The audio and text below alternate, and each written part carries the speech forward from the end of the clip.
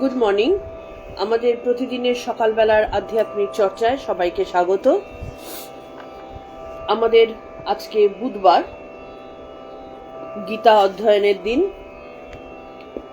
আমাদের চলছিল 7 নম্বর অধ্যায়, জ্ঞান বিজ্ঞান যোগ, যেখানটাতে ভগবান তার নিজের স্বরূপ, ভক্তদের মধ্যে কত ধরনের প্রকারভেদ আছে, কোন ভক্ত কিভাবে তার উপাসনা করেন এবং সেই ভক্তের সাথে ঈশ্বরের সম্পর্ক, তার নিজের পুরো ডিটেল তিনি অর্জুনের কাছে ব্যক্ত করছেন। আমরা প্রণাম মন্ত্র দিয়ে শুরু করব। আমাদের হয়েছিল 20 নম্বর অবধি, আজকে আমরা 21 নম্বর থেকে শুরু করব।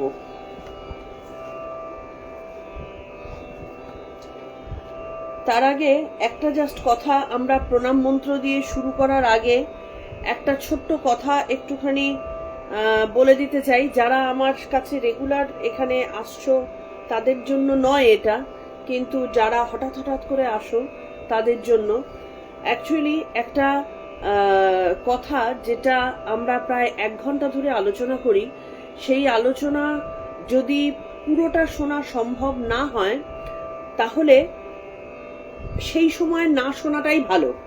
যে সময় পুরোটা শুনবার মতন সময় হবে, অবস্থা হবে, সেই সময় শুনলে কি হয়, কি প্রসঙ্গে কথা হচ্ছে সেটা পরিষ্কার হয়।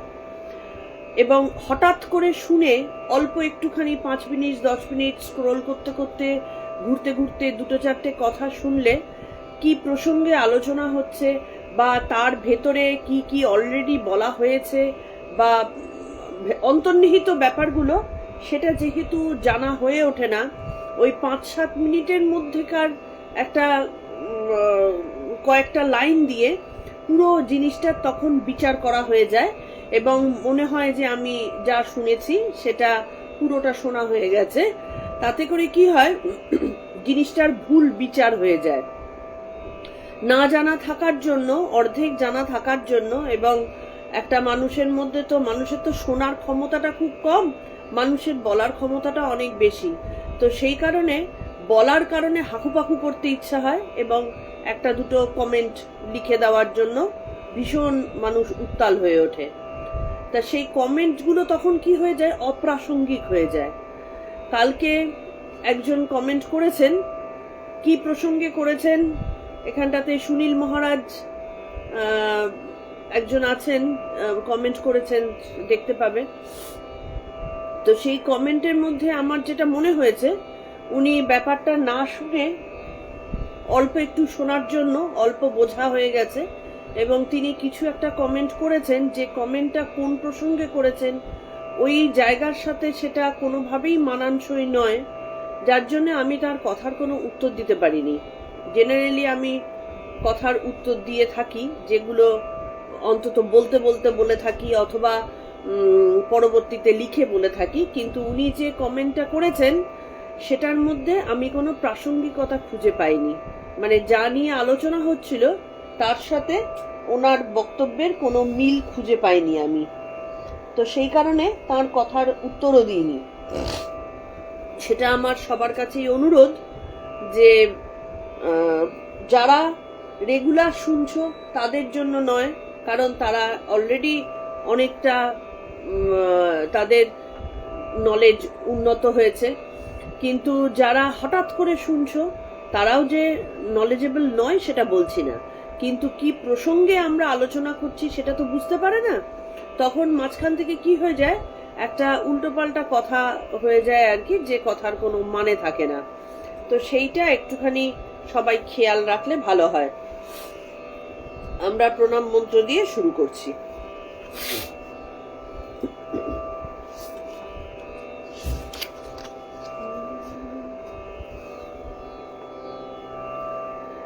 वसुदेव सुतं देवं कंसचाणूरमर्दनं देवकी परमानन्दं कृष्णं वन्दे जगद्गुरुं, कृष्णं वन्दे जगद्गुरुं।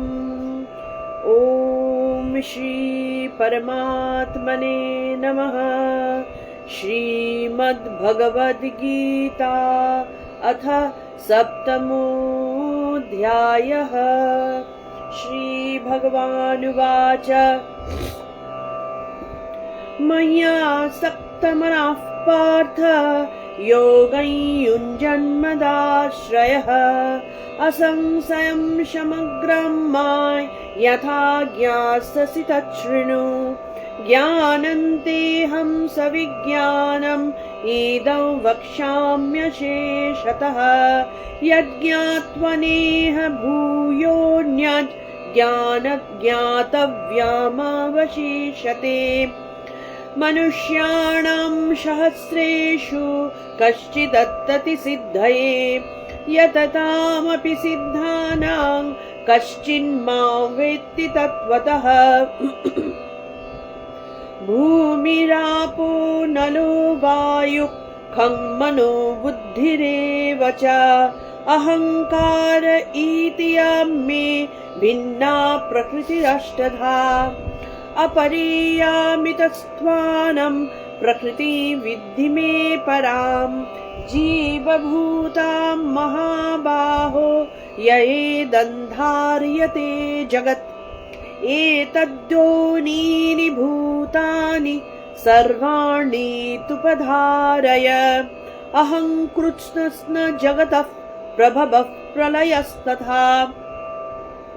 मत्तः परतरन्नान्यत् किञ्चिदस्ति धनञ्जय मयि सर्वमिदं प्रोक्तं सूत्रे मणिगणा इव। रसोऽहमप्सु कौन्तेय प्रभास्मि शशिसूरयः प्रणवः सर्ववेदेषु शब्दखे पौरुषण्णुषु। पुण्यो गन्धः पृथिव्यां च तेजश्चास्मि विभावसो जीवनं सर्वभूतेषु तपश्चास्मि तपस्विषु। बीजं मां सर्वभूतानां विद्धि पार्थ सनातनम् बुद्धिर्बुद्धिमतामस्मि तेजस्तेजस्विनामहम्। बलं बलवतां चाहं कामरागविवर्जितम् धर्माविरुद्धभूतेषु कामोऽस्मि भरतर्षभ। ये चैव सात्विका भावा राजसास्तामसाश्च ये मत्त एवेति तान् विद्धि न तं हन्तेषु ते मयि। त्रिविधगुणमयैर्भावैरेभिः सर्वमिदं जगत् मोहितन्नाभिजानाति मामेव्यः परमव्ययम्। दैवी हेषा गुणमयी मम माया दुरत्यया मामेव ये प्रपद्यन्ते मायमेतां ते। न मां दुष्कृतेन मूढाः प्रपद्यन्ते नराधमः मायया पापहतज्ञान आसुरं भावमाश्रितः। चतुर्विधा भजन्ते मां यनः सुकृतनोऽर्जुन आर्तजिज्ञासुरर्थार्थी ज्ञानी च भरतर्षभ।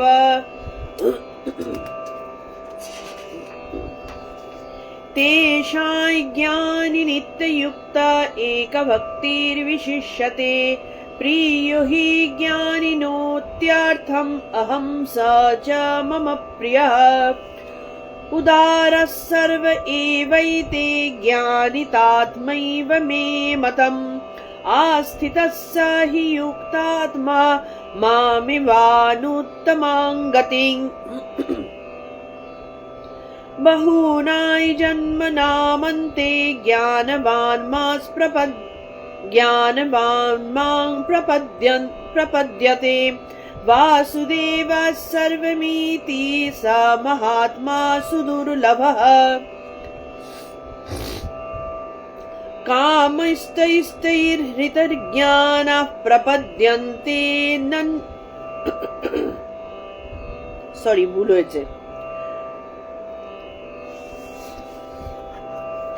कामैस्तैस्तैर्हृतिर्ज्ञान प्रपद्यन्ते हन्न देवतः तं तं नियमन्धाय प्रकृत्या नियता स्वयः।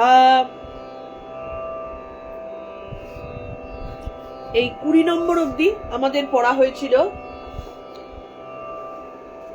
যেখানে বলা হচ্ছে কামৈস্তৈস্তের হৃতির্জ্ঞান প্রপদ্যন্তে হন্য দেবতः তন তন নিয়মামাস্থায় প্রকৃতে নিয়তা স্বয়া।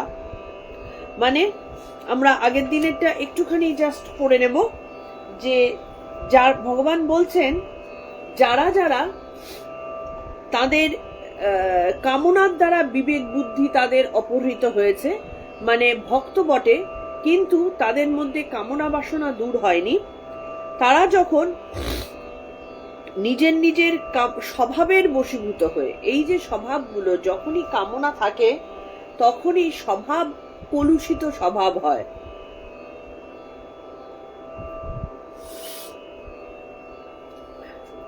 শর্মিলাদি খুব ভালো হয়েছে, তুমি পরে শুনে নিয়েছো, এটাই বিশাল আর কি। তুমি যে জিনিসটা হয়তো সামনে ছিলে না কিন্তু পরে তুমি শুনে নিয়েছো, এটাই তোমার মানে একটা পবিত্রতার পরিচয়। তো যাই হোক, আমরা আসছিলাম যে আমাদের যখনই কোনো কামনা থাকে তার মানেই হচ্ছে আমাদের মধ্যে কলুষতা আছে, কলুষিত কামনা আছে। এবং সেই কলুষিত কামনা মানেই কলুষিত কামনা, কখনোই কিন্তু পরিচ্ছন্ন হতে পারে না। ঠিক যেরকম আমরা কাদা ঘোলা জল, সেই জল আমরা খেতে পারি না, তারপর সেটা যখন কিছুটা ছাঁকা হয় কাপড়ের দ্বারা তখন সেটা কিছুটা পরিষ্কার হলো, কিন্তু তখনও পূর্ণভাবে সেটাকে পরিষ্কার বলা যায় না। তারপর সেটা যখন ফিল্টারের মধ্যে দিয়ে, ওষুধের মধ্যে দিয়ে, বিভিন্ন রকম ভাবে তার প্রসেসিং এর মাধ্যমে বারবার সেটার ভেতর থেকে ময়লা দূর করতে থাকে, দূর করতে করতে করতে করতে একদম যখন পূর্ণ স্বচ্ছতা আসে, আবার শুধু পূর্ণ স্বচ্ছতা থাকলেও হবে না, দূষণ মুক্ত হতে হবে।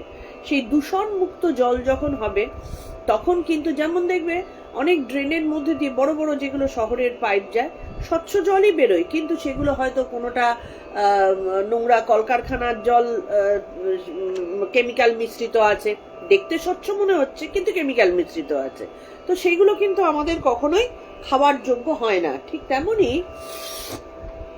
মানুষের মনও, মানে যখনই সেটা কামনা থাকবে সেটা সর্বদাই কলুষিত হবে। এখন হতে পারে সেটা সত্যগুণের দ্বারা চালিত হয়ে কোনো কামনা আছে, মানে আমার কামনা আছে যে আমি, হে ঠাকুর, আমি তোমার সঙ্গ করব, তোমার অনুভূতি প্রাপ্ত হব, এটা একটা কামনা বটে, কিন্তু এটা সত্যগুণের কামনা, এই কামনায় দোষ নেই, কিন্তু কামনা এটাতে কিন্তু যতক্ষণ থাকবে আমার গুণ ততক্ষণ আমার সাথে সাথে চলছে, এটার মানেটা হচ্ছে আমি গুণ মুক্ত হইনি। তো যেহেতু গুণ মুক্ত হয়নি, একটা না একটা জায়গায় গিয়ে আমাকে থেমে যেতেই হবে। তো সেই কারণে বলছে যতক্ষণ বাসনা থাকবে কলুষিত মন থাকবেই, সেটা কলুষিত হবেই, এবং নিজের স্বভাবের বশীভূত হয়ে আমরা বিভিন্ন ধরনের উপোস কাপাস বা সেই ধরনের পুজো আশাগুলো আমরা জপ বা নিয়ম কানুনগুলো পালন করতে থাকি, এবং পালনের মাধ্যমে কি করি, আমরা বিভিন্ন রকম দেবতার উপাসনা করি। কেউ কালী উপাসনা করছি, কেউ মঙ্গলচণ্ডী করছি, কেউ আজকে বার ব্রত রাখছি, কেউ হয়তো ওই একাদশীর ইয়ে করছি। এই যে বিভিন্ন ধরনের এক একটা থাকে, আমরা মায়েরা যেরকম অনেক সময় এই সন্তানের মঙ্গলের জন্য ষষ্ঠী করছি, এই সবটাই কি, এই ষষ্ঠী, মা ষষ্ঠী একটা দেবতার রূপ, তিনি মঙ্গল কামনাদায়ী দেবতা। এইরকম বিভিন্ন দেব দেবীর উপাসনা আমরা করে থাকি আমাদের কামনার দ্বারা বশীভূত হয়ে। তখন সেখানে কামনা পূরণটাই কিন্তু আমাদের মুখ্য উদ্দেশ্য হয়ে থাকে। আমি যখন ষষ্ঠীর উপোস রাখছি তখন কিন্তু আমরা কখনোই চিন্তায় আনছি না যে এই ষষ্ঠীর উপোসের মাধ্যমে আমার মুক্তি লাভ করবে। আমি ষষ্ঠীর উপোস যখন করছি তখন কিন্তু আমি সন্তানের মঙ্গলের কথাই চিন্তা করছি। হ্যাঁ, কি যখন ওই উগ্রচণ্ডা মা কালীর রূপের পুজো করছি, আমি পূর্ণ মাত্রায় পুজো করছি, সেখানে ভক্তি দিয়ে পুজো করছি, আমার সেখানে বলি দিচ্ছি, সেখানে আমার নিয়ম কানুনের কোনো ত্রুটি যেন না থাকে তার জন্য আপ্রাণ চেষ্টা করছি, কিন্তু কখনোই সেইটার মাধ্যমে আমি মোক্ষ লাভ করব সেটা কিন্তু কখনোই থাকে না। সেটার মাধ্যমে আমি যশ লাভ করব, আমি কোনো কাজে যাচ্ছি, সেই কাজে পূর্ণতা প্রাপ্তি হবে, এই ধরনের, বা আমি বিপদে পড়েছি, সেই বিপদে পড়ে আমরা মানত করি। তো তাতে কি হয়, এক একটা পুজোর এক একটা নিয়ম হয়। তো ভগবান বলছেন যে এইভাবেও যখন মানুষ কনস্ট্যান্ট এই পুজো করতে থাকে তখন ঈশ্বর তার মনস্কামনা, সেই দেবতা তার মনস্কামনা পূর্ণ করেন, যদি সেটা শুদ্ধ চিত্তে করা হয় এবং পূর্ণ তার নিয়ম কানুন সহযোগে যদি করা হয়, তাহলে সেই দেবতা তার শুদ্ধতা তার মনস্কামনা পূর্ণ করেন। কিন্তু যদি এই মনস্কামনা পূর্ণ হয়ে যায় তখনই যে ভক্ত, তার মন খুব খুশি, কারণ আমি যা চেয়েছিলাম তা আমি পেলাম, আমার মন ফুরফুরে হয়ে গেল। কিন্তু এই ফুরফুরে মন যেই হয়ে গেল, সাথে সাথে সে আবার সেই তার নিজস্ব স্বভাব অনুযায়ী সেই গতিতে পা দিয়ে ফেললো। কারণ আমি চেয়েছিলাম আমার ছেলের একটা চাকরি হয়ে যায়, ছেলের চাকরি হয়ে গেল, আমি খুব খুশি হয়ে গেলাম। সাথে সাথে কিন্তু আমি সংসার থেকে মনটা উঠিয়ে নিয়ে, যে আমার যা ছিল বাবা, ছেলের চাকরি নিয়ে আমার একটা ঝামেলা ছিল, সেটা হয়ে গেল, আর আমি ঝাড়া হাত পা, আর ওদিকে যাব না, সেটা কিন্তু আমরা করি না। আমরা ছেলের যেই চাকরিটা হয়ে গেল, আমি তখন গর্ব করে করে সবাইকে বলে বেড়াতে থাকি যে দেখো আমার ছেলের এই চাকরিটা হয়ে গেছে, বা এর পরবর্তী ধাপ ছেলের এবার বিয়ে দিতে হবে। আরেকটা দিকে জড়িয়ে গেলাম। তো আমার যে কারণে আমার মানুষ জন্ম, সেইটা কিন্তু হলো না। তো সেই কারণে ভগবান বলছেন যে যদি এই সমস্ত বাসনাগুলোকে ত্যাগ করে মানুষ যদি বুঝতে পারে যে এই বাসনাগুলো বেসিক্যালি আমার বিশাল কিছু একটা দেবে না, এগুলো সবই একসময় ধ্বংস হয়ে যাবে, শেষ হয়ে যাবে, সেই মনে করে যা থাকবে, যা চিরকালীন, যা শাশ্বত, তার প্রতি যদি আমি মনোযোগ দিতে পারি, তবেই কিন্তু আমার চিত্ত শুদ্ধি হতে পারে। তবে ওই যে জলটা ফিল্টার করার কথা, সেটা একেবারে স্বচ্ছ এবং দূষণ মুক্ত জল হয়ে উঠতে পারে, তখন সেটা আমাদের গ্রহণযোগ্য, মানে ঈশ্বরের কাছে মিলিত হবার যোগ্য হয় এবং মানব জন্ম সার্থক হয়। তাই বলছেন যে প্রত্যেকের মধ্যে এই আধুনিক মানুষকে এখানে বলছেন যে এই সত্য উপলব্ধি করতে হবে, এই অনন্ত ঈশ্বর পরমাত্মা যা বলি না কেন তা সব এই প্রত্যেকটা জীবনে জীবনে ছড়িয়ে রয়েছে, এবং সকলেই এই আত্মাকেই আমরা সব থেকে বেশি ভালোবাসি, এবং এই পরমাত্মাই হচ্ছেন যা সবার ভেতরে রয়েছেন, তিনিই হচ্ছেন সকলের অন্তরাত্মা এবং শাশ্বত, এবং তিনি অনন্ত শক্তিমান। শুধুমাত্র আমরা আমাদের অবস্থাটা বুঝতে পারছি না, আমরা নিজস্বতা হারিয়ে ফেলেছি এবং আইডেন্টিটি হারিয়ে ফেলে আমাদের ভেতরে যে চিৎ শক্তি বর্তমান, সেই চিৎ শক্তি তো রয়েছেন, চিৎ শক্তি তো দেখছেন, তিনি আছেন বলে, এটা আমি সর্বপ্রিয়ানন্দজি মহারাজের মুখ থেকে শুনেছিলাম একটা কোথায় যেন, যে চিৎ শক্তি আছেন বলে আমরা সবকিছু দেখতে পাচ্ছি, সবকিছু শুনতে পাচ্ছি, চিৎ শক্তি আছেন বলেই কাজ হচ্ছে, কিন্তু তিনি এখনো সেই মায়ার দ্বারা আবদ্ধ হয়ে রয়েছেন। এবার যখন সেই মায়া পর্দাটা যখন সরে যাবে, তখন দেখা যাবে যে যা চিরকালীন বর্তমান ছিল তাই আছে এবং তাই শাশ্বত, তাই আমাদের শ্রেষ্ঠ ভালোবাসার বস্তু, তাই আমাদের পরমাত্মা। তাই জন্য স্বামীজি বলছেন যে মানুষ অন্য দেবতার পুজো করতেই পারে, তবে এই কথা জেনে সেই পুজো জেনে যাওয়া উচিত যে সমস্ত পুজোই হচ্ছে সেই এক ঈশ্বর বা পরমাত্মার উদ্দেশ্যে। সমস্ত দুর্বলতা ত্যাগ করে শক্তিমান হন এবং অন্তরের দেবত্বকে প্রকাশ করুন। আমাদের প্রত্যেকের মধ্যে একজন একজন দেবতা, একজন পরম শক্তিমান পরমাত্মা বসবাস করছেন, সেইটাকে প্রকাশিত করার কথা বলা হচ্ছে। এবার আমরা 21 নম্বর থেকে আসবো। यो यो यं यं तनुं भक्त श्रद्धयार्चितुमिच्छति तस्य तस्याचलां श्रद्धां तामिव विदधाम्यहम्।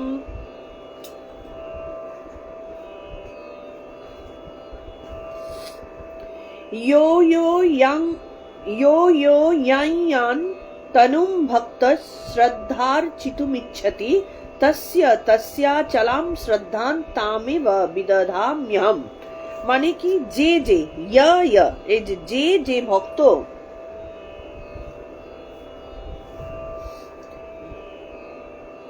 যে ভক্ত ইয়াম মানে যে, ইয়াম যে তনুম মানে দেব মূর্তি, শ্রদ্ধাযুক্ত হয়ে, অর্চিতুম অর্চনা করতে, ইচ্ছতি মানে ইচ্ছা প্রকাশ করেন, তস্য তাঁর মানে সেই ভক্তের, তাম এব সেই মূর্তিতেই, অচলাম শ্রদ্ধাম মানে অচলা ভক্তি, অহম বিদধামি বিধান করি। তার মানে ভগবান বলছেন, এবার প্রথমে সকাম ভক্তের কথা নিয়েই আলোচনা করছেন, যে প্রথমে বলেছেন যে জ্ঞানী আমার সব থেকে কাছের, কিন্তু যারা সকাম ভক্ত তারাও কিন্তু ঈশ্বরের পথে পা বাড়িয়েছেন, এটা ঈশ্বর জানেন। সেই কারণে তারা তমগুণের আরাধনা থেকে সরে এসে তারা চেষ্টা করে যাচ্ছে যাতে নিজেকে সত্যগুণের দ্বারা পরিশুদ্ধ করা যায়। সেই কারণে তাদের মধ্যে যখন ঈশ্বরের প্রতি নিবেদিত প্রাণ হচ্ছে, তাদের মধ্যে হয়তো কামনা রয়েছে। সেই সকাম ভক্ত যারা সকাম দ্বারা, কামনা দ্বারা একটা বিশেষ দেবমূর্তির অর্চনা করছেন বা শ্রদ্ধা সহকারে পুজো করছেন, সেই দেবমূর্তিতে বা সেই দেবতার মধ্যে যাতে তাদের অচলা ভক্তি হয়, সেই বিধানটা আমিই দিই। তাহলে ঈশ্বর কোন রন্ধ্রে রন্ধ্রে আমাদের ঢুকে আছেন এটা একবার কল্পনা করো। ভগবান কি করছেন, আমাদের বলছেন যে দেবদেবীর এই যে রূপ, এই যে মূর্তি, এই যে সৌন্দর্য, এটা তো আমারই বিভূতি। একটা জিনিস দেখবে, আমরা যখন একটা দস্যু বা রাক্ষস বা ভূত প্রেতের কল্পনা করি, আমরা একটা বিদঘুটে বিচ্ছিরি একটা জিনিস আমরা কল্পনা করে থাকি। হ্যাঁ, কেন? কারণ তার মধ্যে তম ভর্তি, অসুরের মধ্যে তম ভর্তি। সেই তম কখনো সুন্দর হতে পারে না। এই কারণে আমরা কেউ কিন্তু ওই তারকা রাক্ষসীকে দেখিনি, হ্যাঁ, বা ওই বকাসুরকে দেখিনি, এই রকম লোকজনকে কিন্তু আমরা দেখিনি। কিন্তু তাদের একটা বইয়ে ছবি দেখলেই একটা বিদঘুটে বকাসুর মানে একটা ডেঞ্জারাস টাইপের ঠোঁট বার করা, হ্যাঁ, একটা বিশাল নোক টোকলা, এরকম একটা ব্যাপার ট্যাপার আমরা করে থাকি, দেখে থাকি। তো তার মানেটা কি, যখনই আমরা দেখছি যে কোনো তমগুণ সম্পন্ন খারাপ কোনো জীব, হ্যাঁ, তাকে আমরা সবসময় একটা ভয়ঙ্কর রূপ প্রদান করি। ঠিক তেমনি যখন একটা দেবী মূর্তির মধ্যে এই যে একটা অতীব সুন্দর, কারণ দেবী মানেই বা দেবতা মানেই আমরা কি জানি, তিনি শান্তি দেবেন, তিনি আমার বিপদ থেকে আমাকে উদ্ধার করবেন, হ্যাঁ, আমার ভয় দূর করবেন। এই যে একটা সব ভালো ভালো ভালো তিনি আমাকে দান করছেন, এই ভালোর একটা রূপ আমরা যত সুন্দরভাবে আমাদের মনের মধ্যে আসতে পারে তত সুন্দরভাবে আমরা রূপ প্রদান করে থাকি। তাহলে এই যে রূপটা, তার মানে এই রূপগুলো হচ্ছে সত্যগুণের একটা প্রতীক। তাহলে এই সত্যগুণের প্রতীক যখন আরো শুদ্ধ জায়গায় পৌঁছবে, তখন সেটাই তো ঈশ্বরের বিভূতি। তার মানে দেবদেবীর এই যে মূর্তিগুলো, এই যে রূপগুলো, এই রূপগুলো হচ্ছে ঈশ্বরের বিভূতির পরিচয়। কতগুলো ছোট ছোট জিনিস আমাদের জাগতিক দৃষ্টিতে দেখতে পাবে। এমন অনেক মানুষজন আছে, আমি নিজেও দেখেছি, নিজের চোখে আমার এরকম লোকজন দেখা, সাধারণ মানুষ, হ্যাঁ, কিন্তু তার চেহারার মধ্যে একটা অদ্ভুত ইন্টেলিজেন্সের ছাপ আছে, বা একটা অদ্ভুত অ্যাট্রাকশন আছে, হ্যাঁ, যার সাথে কথা বলতে ইচ্ছে করে, যে থাকলে মনে হয় যেন ঘরটা বেশ জমজমাট একটা হয়ে গেল। সব শান্ত শান্ত সুন্দর ছিল, গল্পগুজব চলছিল, যেই সেই ভদ্রলোক বা ভদ্রমহিলা প্রবেশ করলেন, ঘরটা যেন ঝলমল করে উঠলো। বা সেই ভদ্রলোক ভদ্রমহিলা যখন দোকানে যাচ্ছেন, আরো 10টা লোক দোকানে এসে উপস্থিত হচ্ছে, কেউ কাউকে চেনে না, কিন্তু এমনিই আসছে, হ্যাঁ, বা একটা গ্যাদারিংস এর মধ্যে সবার আগে ওনার দিকে চোখ যাচ্ছে। এই যে ব্যাপারগুলো, এইগুলো হচ্ছে ঈশ্বরের বিভূতি। তাহলে এই বিভূতির যখন চরম জায়গায় পৌঁছায়, দেবতার মধ্যে সেটাই পৌঁছে, কারণ দেবতা আমাদের মানে আমরা যে জিনিস নিয়ে ভয় পাচ্ছি, যেটা আমাদেরকে দুর্বল করে দিচ্ছে, তিনি সেই জায়গাটা থেকে আমাদের উদ্ধার করছেন। সেই কারণে আমরা সেই মতো একটা তার রূপ কল্পনা করেছি, যেটা তার ভেতরকার সেই অপূর্ব গুণাবলীগুলো প্রকাশ করবে। তাহলে সেই গুণাবলীগুলো কি প্রকাশিত হচ্ছে? ঈশ্বরেরই তো বিভূতি প্রকাশিত হচ্ছে। সেটাই ভগবান বলছেন যে যখন কেউ সকাম ভক্ত কামনা নিয়ে কোনো দেবদেবীর উপাসনা করছে, তখন সেই তার কর্মফল অনুযায়ী আমি সেই দেবতার মাধ্যমে সেই ভক্তকে তার কর্মফল প্রদান করছি। সে হয়তো অত্যন্ত ভক্তি দিয়ে ভালোবেসে, ভয়ে হোক কি সত্যিকারের ভালোবেসে হোক, ভালো না বেশেই হোক, যে কারণেই হোক, তিনি একটা দেবতার কাছে কামনা করেছেন। সাপোজ ধরো সিদ্ধিদাতা গণেশের কাছে আমি আজকে একটা ইন্টারভিউ দিতে যাব, আমি সেই ইন্টারভিউতে সিদ্ধি প্রদান করে যিনি যেন করেন, তার জন্য আমি তার কাছে একটা বিশেষ কামনা আমি তার কাছে করলাম। তো ভগবান তখন কি করেন? পেছনে যিনি ভগবান বসে আছেন, প্রভু, তিনি এই দেবতার মাধ্যমে সেই ছেলেটি যে ইন্টারভিউ দিতে যাচ্ছে তার কর্মফল, ছেলেটি যদি একেবারেই কোনোভাবে নিজে প্রিপারেশন না নিয়ে একটা অগাবগা ছেলে হয় তাহলে না, তার কর্মফল অনুযায়ী এবার সেই ছেলেটি তো ছেলেটির মধ্যে আরো 10টা ছেলে ইন্টারভিউ দিতে গেছে, কিন্তু ভগবান এবার কর্মফল দেখছেন। সেই 10টা ছেলের মধ্যে দেখা গেল এই ছেলেটি একমাত্র ইন্টারভিউতে থ্রু করে গেল, অন্য ছেলেগুলো পারলো না, কারণ তার কর্মফল ভগবান দেখেছেন যে 100% নিজেকে ডিভোটি করেছে। তিনি দেখেছেন তার চাহিদা আছে, তিনি দেখেছেন সিদ্ধিদাতা গণেশের প্রতি সে পূর্ণ মনোযোগ সহকারে তার কাছে কামনা করেছে, ভিক্ষা করেছে। সব দিক বিবেচনা করে ভগবান ঠিক করলেন একে দেওয়া যাবে। তাহলে ঈশ্বর এই সিদ্ধিদাতা গণেশের মাধ্যমে তার মধ্যেকার সেই কামনাটাকে পূরণ করলেন। যেই পূরণ হলো, ছেলেটির সাথে সাথে কি করবে?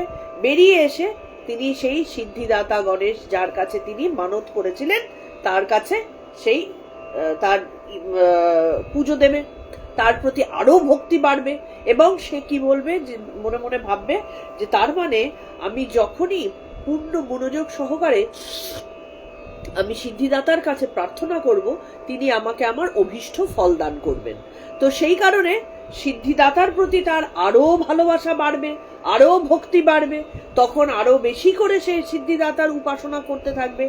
এই উপাসনা করতে করতে যে ভক্তি, যে ভালোবাসা সে দান করছে, তা আলটিমেটলি গিয়ে পৌঁছচ্ছে কিন্তু সেই ভগবানের কাছে, সেই ঈশ্বরের কাছে যিনি একেবারে ওপরে। মাঝখানে যেন একটা টানেল, সেই টানেল হচ্ছেন সেই দেবতা, সেই দেবতার মধ্যে দিয়ে পৌঁছচ্ছে সেই একই জায়গায়। ভক্ত সেটা বুঝতে পারছে না, ভক্ত প্রাণ দিয়ে সে তার আরাধ্য দেবতাকেই ডাকছে, এবং ভগবান তাকে কিন্তু কখনো হতাশও করছেন না, হতাশ করবেন না। তার মধ্যে যদি সুকর্ম থাকে, তার মধ্যে যদি পবিত্রতা থাকে, ডাকের মধ্যে যদি ব্যাকুলতা থাকে, ভগবান তাকে হতাশ করবেন না। সেই জন্য ভগবান বলছেন যে এই যে রূপ, গণেশ নামক যে রূপ, বা কেউ হয়তো লক্ষ্মী নামক রূপ, কেউ হয়তো কুবের নামক রূপ, এই যে পুরো রূপগুলো, দেখো, আজকে আমরা কুবেরকে দেবতা বলছি, কিন্তু কুবের তো দেবতা ছিলেন না। কুবের তো ছিলেন একজন প্রচন্ড ধনশালী, বিত্তশালী একজন মানে ব্যবসায়ী বলা যেতে পারে। আমরা যদি এখনকার মানে আধুনিক যে রিসার্চ গুলো আমরা যদি দেখি, তাহলে কুবেরকে আমরা ধনের দেবতা বলি ঠিকই, কিন্তু কুবের ছিলেন একজন অতি ধনবান, বিত্তবান একজন মানে মানুষ। এবং সেই মানুষই দেবতায় উত্তীর্ণ হন কখন? যখন তিনি চরম জায়গায়, তার ক্ষমতার চরম জায়গায় পৌঁছান, তখন তিনি, এবং সেটা যদি সৎ পথে পৌঁছান, তখন তিনি দেবত্বে উত্তীর্ণ হন। তা সেই কারণে বলছেন যে সেই রকম রূপ, এই যে বৈভব, এই যে বাহ্য আড়ম্বর, এই জিনিসগুলো বেসিক্যালি তাঁরই বিভূতি।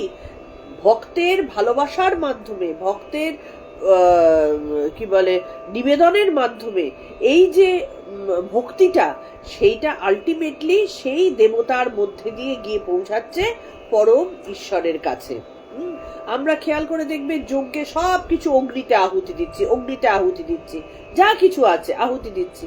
সে অগ্নিতে আহুতি দেওয়া কি অগ্নি নামক একজন ওরকম তিনি খেয়ে নিচ্ছেন, এরকম তো না। এই যে ভক্তিটা অর্পণ করছি, যাতে করে অগ্নির মাধ্যমে সেই এক জায়গায় গিয়ে পৌঁছায় কে? সে প্রাণ কৃষ্ণ। কিভাবে পৌঁছাবে? যখন ভক্তি সহকারে আরো ভক্তি, যত ফলদান হচ্ছে তার ভক্তি বাড়ছে।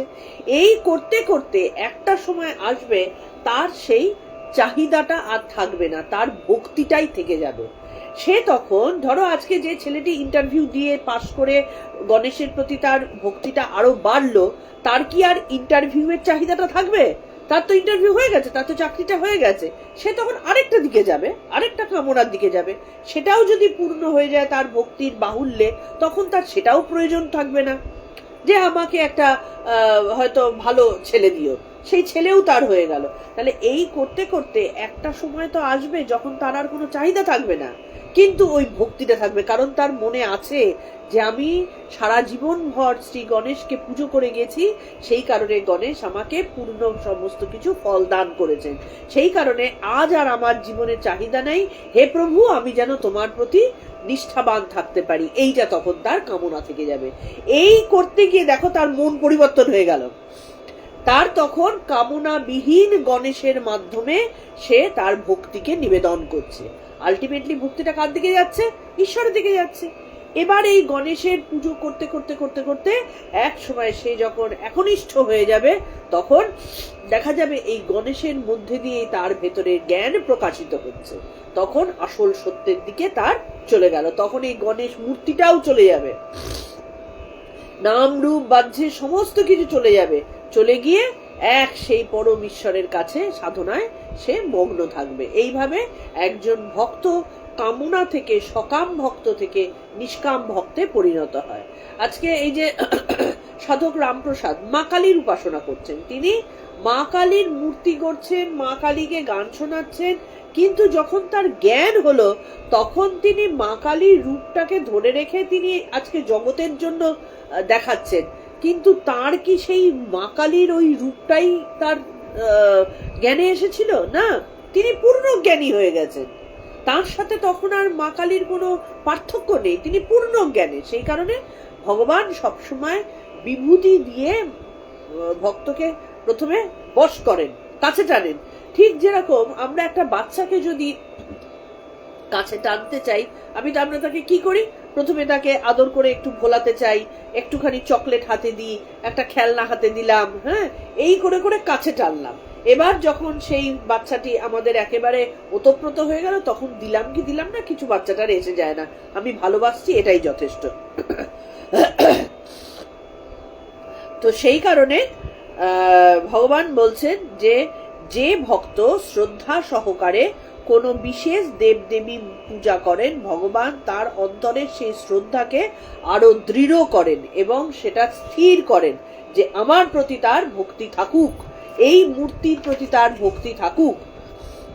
কারণ সেই ভক্তের মধ্যে যদি সংশয় সৃষ্টি হয়, তাহলে সে তো সেই ভক্তিটাও হারালো, তার ঈশ্বর জানা হয়নি, ঈশ্বরের প্রতি নিবেদিত প্রাণ সে হয়নি, যেটুকু গণেশ মূর্তির প্রতি হয়েছিল সেটাও হারালো। সেই বিশ্বাসও থাকলো না, তাহলে থাকলোটা কি? সবই তো শেষ হয়ে গেল। সেই জন্য বলছেন বিশ্বাস নষ্ট করতে নেই। খেয়াল করে দেখবে, যত আমি বড় বড় মহারাজদের দেখেছি, সন্ন্যাসীদের দেখেছি, মিশনের বিভিন্ন জনকে দেখেছি, কেউ যদি বলে যে মহারাজ আমার ওনার প্রতি বিশ্বাস আছে না, এনার প্রতি আসে, বলেন কি তাই নিয়ে থাকো তুমি, সেটাই বিশ্বাস কখনো নষ্ট করবে না, সেটাও সত্য, সেটার মধ্যে দিয়েই আসল ফল লাভ হয়ে যায়। স্বামী বিবেকানন্দ বলছেন, না এখানটাতে আমি কথাটা বলি, বিশ্বাস নষ্ট করতে নেই, কারণ ঈশ্বরের কাছে মানুষকে ধীরে ধীরে বিবেক, বিচার ও অভিজ্ঞতার মধ্যে দিয়ে আসতে হয়। ধীরে ধীরে ধীরে ধীরে প্রচুর অভিজ্ঞতার প্রয়োজন, প্রচুর ধাক্কা খাবো, পড়বো, আবার উঠে দাঁড়াবো, শিখবো, নিজেকে পরিবর্তন করব, হ্যাঁ, করতে করতে আমাদের বিচার বুদ্ধি আসবে, আমাদের সত্য মিথ্যা জ্ঞান আসবে। ওই জন্য বলছেন কারো নিন্দা করা উচিত নয়, যে আমার ধর্ম ঠিক, তোমার ধর্ম খারাপ, আমার ভগবান সত্য, তোমার ভগবান মিথ্যা। এইগুলো হচ্ছে একেবারে টোটাল ভ্রান্ত ধারণার, অজ্ঞানতার পরিচয়। স্বামী বিবেকানন্দ বলছেন, যদি কাউকে ভালো কিছু দেখাতে পারো দেখাও, কিন্তু নিন্দা করো না। প্রত্যেককে তার আপন শ্রদ্ধায়, আপন বিশ্বাসে শক্তিশালী করো। আমার ঠাকুর শ্রী রামকৃষ্ণকে ভালো লাগে না, দরকার নেই। আমার ভালো লাগে, ধরো সাপোজ কোনো একজন, আমার শিব মূর্তিকে ভালো লাগে, আমি ঠাকুরের মধ্যে কিছু বুঝি না, কিন্তু আমার শিব মূর্তি ভালো লাগে, বেশ, তুমি শিবের উপাসনা করো, তুমি শিবের ভেতরে সমস্ত গুণগানকে তুমি নিজের মধ্যে ধারণ করো, শিবের সম্পর্কে জানতে থাকো, জানতে জানতে শিবের ভেতরকার গুণাবলী তোমার ভেতরে প্রবেশ করবে, এবং ধীরে ধীরে এক সময় তুমিও শিবত্ব প্রাপ্তি হবে।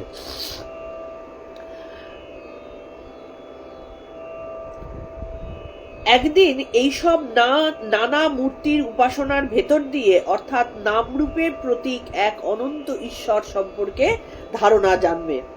একজন ঐরূপ ধর্মবিশ্বাসের নিন্দা করলে শ্রীরামকৃষ্ণ বলেন, তাদের স্বাগত জানাও, তারা তাদের বোধ শক্তি অনুযায়ী সাধন করছে। প্রত্যেক বাড়িতে ঢোকার যেমন সদর দরজা আছে, তেমনি খিড়কির দরজাও আছে। সেই যেদিক দিয়ে তুমি ঢুকতে পারবে, তোমার হতে পারে তুমি সহজ রাস্তাটা পেলে না, তুমি কঠিন রাস্তা পেলে, কিন্তু ঢুকলে তো বটে। যে কোনো দিক দিয়ে, যে কোনো ভাবে হোক, শুধু মন প্রাণটা ঢেলে ভক্তি ভাবে উপাসনা করলেই হলো। সেই কারণে নিন্দে না করাটা হচ্ছে একটা মহৎ ভাব।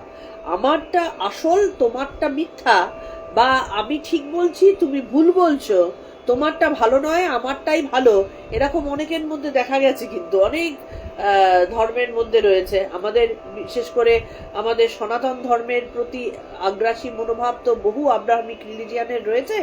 তারা একেবারে যখনই দেখে যে এ হিন্দু বা এ সনাতনী, ব্যাস সাথে সাথে মারমার কাটকাট, কারণ তারা হচ্ছে খারাপ লোক আর কি, তাদেরকে মারতে হবে, তারা আমাদের ধর্মের নয়। তাহলে এইগুলো হচ্ছে চূড়ান্ত মূর্খতার পরিচয়, হ্যাঁ, চূড়ান্ত অজ্ঞানতার পরিচয়। তাই ভগবান বলছেন যে ভক্তের মধ্যে যে শ্রদ্ধা আছে, সেই শ্রদ্ধাটাকে, ঠাকুর শ্রী রামকৃষ্ণ নিজে বলছেন, কোনো একটা বিষয়, ঠাকুর এটা খুঁজতেন যে কারোর মধ্যে কোনো একটা ছোট্ট বিষয়ে দৃঢ়তা আছে কিনা, ব্যাস সেটা ধরেই তিনি ঢুকে যেতেন। এই জন্যই তো তিনি অবতার। তিনি বলেননি আমাকে ভক্তি করো, তিনি বলেননি আমি কালী পুজো করেছি তাই তুইও কালীকেই পুজো কর, আর অন্য কোনো করিস না। না, তিনি দেখতেন কোন ভক্তের মধ্যে সামান্য একটা ভালোত্ব আছে কিনা, একটাতে ভক্তি আছে কিনা, সেইটা ধরে তিনি ঢুকে যেতেন, এবং সেটা ধরেই ভক্তকে নিয়ে চলে যেতেন একেবারে চরম দিকে। সেই জন্যই তিনি গুরুর গুরু, মহাগুরু, এবং তিনি অবতার।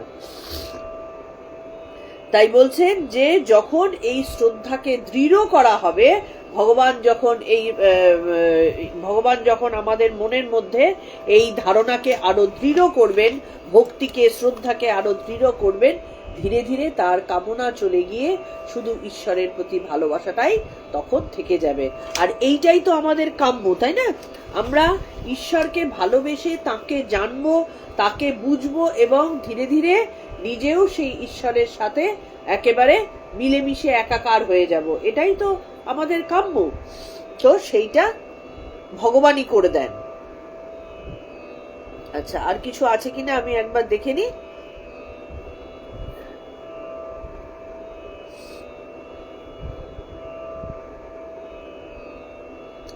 এখানে যেমন একটাই ছোট্ট কথা, এই যে যত দেবতা আছেন, দেবতারা প্রত্যেকেই কিন্তু সেই পরম পুরুষের তনু, পরম পুরুষের, ঠিক যেমন দেখো মানে আমাদের এই শরীরটাকে যদি আমরা কল্পনা করি, এই চুলটা, এই চোখটা, এই কানটা, হাতটা এখানে প্রপার জায়গায়, হ্যাঁ, নাক, ঠোঁট, মুখ, এই সমস্ত কিছুর একটা নিজস্ব সৌন্দর্য আছে না? সেই সৌন্দর্য দিয়ে একটা পূর্ণ অবয়ব তৈরি হয়েছে। হতেই পারতো এই জায়গাটা একটা বিচ্ছিরি খোদলানো মতন, হ্যাঁ, কি হতেই পারতো একটা চোখ একদম থেপলে যাওয়া, তো এই ধরনের ব্যাপার তো হতেই পারতো, কিন্তু হয়নি। হ্যাঁ, তো এই এই যে দুটো পরিষ্কার চোখ রয়েছে, একটা পরিষ্কার নাক রয়েছে, দুটো হাত পা রয়েছে, হ্যাঁ, এই পূর্ণ জিনিসগুলো একটা নিজস্ব সৌন্দর্য আছে। সেই নিজস্ব সৌন্দর্যটাকেই কিন্তু আমরা দেখে ভাবি এটাই আমি, বা আমার হাতটা কি সুন্দর, আমার পাটা কি সুন্দর, এটাই আমি। কিন্তু এই সৌন্দর্যগুলো হচ্ছে আমার এক একটা অঙ্গের সৌন্দর্য, এই অঙ্গটা দিয়ে আমার পূর্ণ শরীর তৈরি। ঠিক তেমনি ঈশ্বরের এই যে দেবতা, এই দেবতা হচ্ছেন, যত দেবতা আছেন, ঈশ্বরের এক একটা তনু, ঈশ্বরের শরীর। এই দেবতাদের যে সৌন্দর্য, দেবতাদের যে কি বলবো সত্ত্বগুণ, তাই দিয়ে ঈশ্বরের তনু তৈরি, ঈশ্বরের শরীর তৈরি। সেই জন্য তিনি সর্বশ্রেষ্ঠ এবং তাই সর্বসুন্দর। এই কারণে ঈশ্বর সর্বসুন্দর, কারণ শ্রেষ্ঠ শ্রেষ্ঠ জিনিস দিয়ে তিনি পূর্ণ হয়ে আছেন আর কি। তো সেই বলছেন যে দেবতারা তাঁরই তনু, সেই কারণে ভক্তকে সত্য পথ বলে দিতে, ভগবানকে ভজনা করবার কথা শিক্ষা দিতে দেবতাদের আনন্দই হয়ে থাকে। দেবতারা যখন তার ফল প্রদান করছেন, তখন সেই ভক্ত ধীরে ধীরে দেবতাকে ভালোবাসছেন, দেবতার থেকে আলটিমেটলি সেই পরমেশ্বরের প্রতি তাদের আকর্ষণ হয়ে যাচ্ছে। এইটা ছিল আমাদের 21 নম্বর। এবার আমরা 22 নম্বরে আসবো।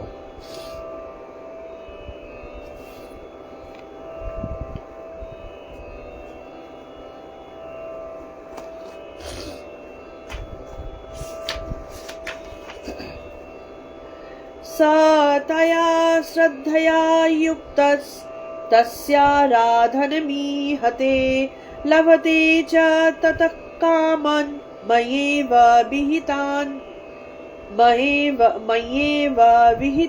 हितान्। स तया श्रद्धया युक्तस्तस्याराधनमीहते लभते च ततः कामान् मयेव विहितान् हितान्। মানে কি, সেই ভক্ত বা উপাসক যিনি, সেই ভক্ত বা যার কথা বলা হচ্ছে, সেই শ্রদ্ধাযুক্ত হয়ে তার মানে সেই ভক্তের, সেই দেবতার আরাধনা হইতে, আরাধনা ইহতে চেষ্টা করেন। তাহলে কি বলছেন, সেই ভক্ত বা উপাসক শ্রদ্ধাযুক্ত হয়ে তার সেই আরাধ্য দেবতার উপাসনার চেষ্টা করেন। তথা এবং তার সেই দেবতার থেকে মায়া এব আমার দ্বারাই বিহিতান তান মানে সেই বিহিতান তান কামান সেই সমস্ত কাম্য বস্তুগুলো বিহিত, যেটা আমি বিহিত প্রদান করি, অবশ্য লভতে তিনি যাতে সেই কাম্য বস্তুগুলো তিনি যাতে পান, তার বিহিত আমিই করি। মানে ভগবান বলছেন যে ওই যে দেবতারা রয়েছেন তিনি আমারই তনু, যা কিছু পূজা অর্চনা ভালোবাসা ভক্তি সমস্ত কিছু সেই দেবতার মাধ্যমে আমার কাছেই এসে পৌঁছাচ্ছে। আবার 22 নম্বরে বলছেন সেই ভক্ত উপাসক যখন শ্রদ্ধাযুক্ত হয়ে সেই বিশেষ দেবতার আরাধনা করছেন, সাপোজ ধরো এই হাত একটা দেবতা, এটা ভগবানের হাত। এবার যখন সেই দেবতার পূর্ণ রূপে ভালোবেসে ভক্ত যখন তার আরাধনা করছে, তার মানে কি ঈশ্বরের হাতের পুজো করছে সে। তার ঠাকুর বলতেন না যে ভগবানকে দেখতে হলে তার কি ওই পুরো ভগবান এটা ধরতে হবে নাকি? তার একটা গরুকে ধরতে হলে গরুর শিং ধরলেও গরু ধরা হয়। ঠিক তেমনি ভগবানকে যখন আমরা ধরতে যাব, তার হাতের সেবা করছি আমি, এটা একটা দেবতা, তার হাতের সেবা করছি, তার সেবাটা তো ভগবানের কাছেই পৌঁছাচ্ছে। আজকে কেউ যদি আমার হাতে ব্যথা করছে, আমার হাতটা টিপে দেয়, সে তো আমাকেই সেবাটা করছে। হ্যাঁ, তো ঠিক তেমনি আমি খুব সাধারণভাবে বলছি, যাতে করে আমরা আমাদের নিজেদের সাথে রিলেট করতে পারি। তাহলে ঠিক তেমনি যখন কোনো ভক্ত শ্রদ্ধা সহকারে আমার এই তনু দেবতার, আমাদের যত দেবতা রয়েছে না, যারা আমার বিভূতি, তাদের শ্রদ্ধা সহকারে পুজো করছেন এবং তাদেরকে ভালোবাসছেন, তা থেকে যে কাম্য বস্তু লাভ হবে, কারণ আমার হাতের উপাসনা করছেন, আমার হাতটা আরাম পাচ্ছে, আমার হাতের দ্বারা একটা তুমি আশীর্বাদ পাবে, কামনা পাবে, যা কামনার বস্তুটা তুমি পাবে, এই আশীর্বাদ আমার হাত করলো। বেসিক্যালি আমার হাত দিয়ে আমি আশীর্বাদটা করলাম, কিন্তু করলাম কে? আমি তো করলাম। সেটাই ভগবান বলছেন যে সে যেটা পাওয়ার, যেটা কাম্য বস্তু, সেটা পাবে কি পাবে না তার বিহিত আমিই করি। আজকে কোনো একজন লোক, আমি বললাম আমার হাতটা ব্যথা করছে, একটু টিপে দে, কি আমার হাতে কেটে গেছে, একটুখানি ব্যান্ডেজ করে দে, সেই লোকটা খুব বিরক্তি মনে, একটা অশ্রদ্ধা নিয়ে সে আমার এই কাজটা করে দিল, করে তো দিল, কিন্তু খুব অশ্রদ্ধা, তাতে আমার উল্টে আরো একটু ব্যথাই লাগলো, আমারও বিরক্তি লাগলো। তা আমার হাত কি তাকে থ্যাংক ইউ জানাবার জন্য, কি তাকে আশীর্বাদ করার জন্য উঠবে না? তাহলে তার শ্রদ্ধার উপর ডিপেন্ড করে আমার হাতের দ্বারা সেই আশীর্বাদ বেরোবে নাকি বেরোবে না, সেটা আমিই ডিসিশন নিই। তাহলে ভগবানও ঠিক সেই রকম ভাবে বলছেন, যে কাম্য বস্তু লাভ করে তার বিধান আমিই তৈরি করে থাকি, কারণ একমাত্র ফলদাতা প্রভু আমি, আর কেউ ফল দিতে পারে না। আমরা দেখো, সত্যি কথা বলতে কি, আমরা করি বটে, বিভিন্ন দেব দেবতার পুজো করি, ঠাকুরের সিংহাসনে দেখবে আমরা কত মূর্তি টুর্তি বসিয়ে রাখি, বেসিক্যালি কোনো প্রয়োজন নেই। সেটা করতে গিয়ে কি হয়, আমাদের চঞ্চল মনে হয়। ধরো একটা সিংহাসনে মা কালী আছেন, ঠাকুর আছেন, সিসিমা আছেন, শিব ঠাকুর আছেন, গণেশ ঠাকুর আছেন, লক্ষ্মী ঠাকুর আছেন, সাধারণ গৃহস্থ বাড়িতে যেমন থাকে। আবার কোনো বাড়িতে হয়তো মা মনসা আছেন, অন্নপূর্ণা মূর্তি আছেন, সবাই আছেন, লোকনাথ বাবা আছেন। তো তার মানেটা কি, আমাকে সবার প্রতি মনোযোগটা দিতে হবে, তবে না পুজো। আমি একবার লোকনাথ বাবার পুজো করছি, একবার অন্নপূর্ণার পুজো করছি, তার নামে ফুল দিচ্ছি, এই করতে গিয়ে প্রত্যেকে কিন্তু দেবতা, করতে গিয়ে একে একটু মন দিলাম, ওকে একটু মন দিলাম, তারপরে আবার এর মন্ত্র পড়লাম, ওর মন্ত্র পড়লাম, আলটিমেটলি দেখো কারোর প্রতি কিন্তু সত্যিকারের মনোযোগ দেওয়া হলো না, মন ছনমনে হয়ে গেল। কিন্তু যদি আমার যার প্রতি বিশেষ ভক্তি, আমরা তো ট্রানজাকশনাল, সেই কারণে এই ঈশ্বরের কাছে ব্রত করে আমার ছেলের চাকরিটা হয়েছিল, ওই ঈশ্বরের কাছে ব্রত করে আমার মেয়ের ভালো রেজাল্ট হয়েছিল, সেই ঈশ্বরের কাছে ব্রত করে আমাদের বাড়িতে অসুখ বিসুখ দূর হয়েছিল। সুতরাং তিনজনকেই আমি সমানভাবে দিলাম। কিন্তু এটা বুঝলাম না, একজনেরই ক্ষমতা আছে পূর্ণ এই চাকরিও দেবার, অসুখও তাড়াবার, ভালো রেজাল্ট করা, সবারই একজনেরই ক্ষমতা আছে। তো সেই একজনকে আমি যদি পূর্ণ মনোযোগ দিই, তাহলে আমার ভেতরে যা আছে সব আমি তাকে প্রদান করলাম, তাহলে আমার তার প্রতি ভক্তি ভালোবাসা আরো তাড়াতাড়ি বাড়বে, নাকি একে একটু ওকে একটু ওকে একটু দেবো। আবার পুজো করতে গিয়ে প্রত্যেকটা দেবতার এক একটা বিশেষ বিশেষ মন্ত্র রয়েছে, পূজা পদ্ধতি রয়েছে। আমি নিশ্চয়ই হাতের সেবা যেভাবে করব, পায়ের সেবা সেইভাবে করতে পারি না, বা পায়ের সেবা যেভাবে করব মাথার মাসাজ সেইভাবে করতে পারি না। ঠিক তেমনি বিভিন্ন দেবতার বিভিন্ন রকম তুষ্টির ইয়ে রয়েছে, তো সেইটা সবসময় ঠিক হয় না, ভুলভ্রান্তি হয়ে যায়, তখন আবার আমাদের গ্রহদোষ পড়ে। তো এইগুলো করতে গিয়ে আমরা ছড়িয়ে ছিটিয়ে লাট হয়ে যাই। তো সেই কারণে ভগবান বলছেন যে সমস্ত কিছু তো আমিই করছি, তাহলে একজনকেই কর না। হয়তো তোর কালী রূপে উপাসনা করতে ভালো লাগছে, পূর্ণ মাত্রায় কালী রূপে উপাসনা করো। আমার ঠাকুর শ্রী রামকৃষ্ণকে ভালো লাগছে, আমি ঠাকুর শ্রী রামকৃষ্ণেরই উপাসনা করব। হ্যাঁ, যেমন সাউথ ইন্ডিয়াতে ঠাকুর শ্রী রামকৃষ্ণ মাকে তারা মানে অত্যন্ত বিশাল জায়গায় বসিয়ে রেখে দিয়েছি, কিন্তু এসেছে স্বামীজির মাধ্যমে, যার জন্য স্বামীজির প্রভাব তাদের উপরে ভীষণ বেশি। আমি প্রত্যেকটা জায়গায়, প্রত্যেকটা বাড়িতে বাড়িতে, আমি বহু বাড়িতে আমি দেখেছি যে স্বামীজি তাদের কাছে একেবারে সাংঘাতিক আর কি। তো সেই কারণে স্বামীজির উপাসনা করছে তারা, তো যাচ্ছে তো সব একই জায়গায়। তাই বলছেন যে ঈশ্বর এক নন, এটা বোঝার জন্য ওই এক আরাধনা করে ধীরে ধীরে ধীরে ধীরে অনুভূতি, বিচার, বিবেক এই জিনিসগুলোতে আসতে হবে। আমরা ভাবি ঈশ্বর বহু, কি অনেক ধর্মের যেহেতু এ আমার ঈশ্বর, ও আমার ঈশ্বর, ও আমার ঈশ্বর, কিন্তু আসলে ঘটনাটা তা নয়। একই ঈশ্বর বিভিন্ন রূপে, বিভিন্ন নামে, তিনি বিভিন্ন রকম অবস্থা ভেদে, গুণ ভেদে এক একজনের উপর এক এক রকম ভাবে কাজ করে যাচ্ছেন। কিন্তু আমরা এই যে নাম আরোপ করছি, এই নাম আরোপে দোষ নেই, প্রোভাইডেড আমি তাকে পূর্ণ মাত্রায় ভালোবাসা দেব আর কি। তাই ভগবান বলছেন স তয়া শ্রদ্ধায়া যুক্ত তস্যারাধনম ইহাতে, মানে সেই শ্রদ্ধাযুক্ত ভক্ত যদি বিশেষ কোনো দেবমূর্তির আরাধনা করেন এবং দৃঢ়তার সঙ্গে যারা সেই দেবদেবীর উপাসনা করতে থাকেন, তারা অভীষ্ট ফললাভে কৃতার্থ হন। অভীষ্ট যা তারা মনস্কামনা ভগবান সেই দেব মূর্তি হয়েই তাদেরকে দেন। কিন্তু এই অভীষ্ট ফললাভ সেই রূপটা নয়, দেবতার সেই রূপটা নয় দেন, কিন্তু সেই এক একমেব দ্বিতীয়ম, সেই পরম ঈশ্বর। সেই পরম ঈশ্বরই আমাদেরকে বিভিন্ন রূপ নিয়ে, কখনো ভক্তের কাছে দুর্গা রূপে, কখনো কালী রূপে, কখনো শিব রূপে, কখনো জগন্নাথ রূপে, বিভিন্ন রূপে আমাদের কাছে আমাদের কাছে অবস্থান করছেন। ভক্ত তার গুণ অনুযায়ী ঈশ্বরের রূপ করছে। অনেক জায়গায় শুনি যে ভক্ত যদি না থাকতো তাহলে কি আর ঈশ্বর থাকতো, ঈশ্বরের কোনো এক্সিস্টেন্স ছিল? এটা কত বড় বোকা বোকা কথা না।